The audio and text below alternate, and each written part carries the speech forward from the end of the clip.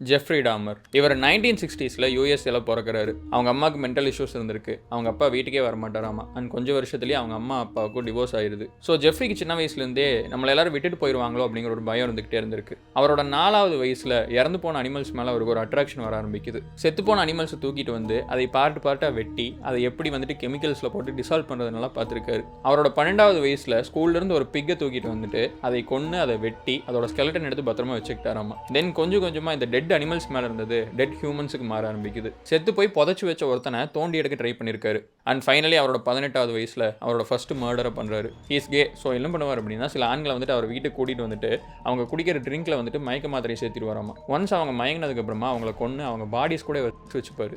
தென் அவங்க பாடிஸை வெட்டி சில பார்ட்ஸ் அவர் சாப்பிடுவாராமா, சில பார்ட்ஸை வந்துட்டு ஒரு மெடல் மாதிரி ஸ்டோர் பண்ணி வச்சுப்பாராமா. ஒருத்தனையெல்லாம் கொன்னதுக்கப்புறம் அவன் மண்டையை ட்ரில் பண்ணி அதுக்குள்ளே கெமிக்கலை ஊற்றி அவனை ஒரு ஜோம்பியாக மாற்ற முடியுமான்னு ட்ரை பண்ணியிருக்காரு. இது எல்லாமே வந்துட்டு அவருக்கு அந்த மீட்டோட டேஸ்ட் பிடிச்சோ இல்லை அவங்கள கொல்லணும் அப்படிங்கிற கொடூரத்திலையோ பண்ணல.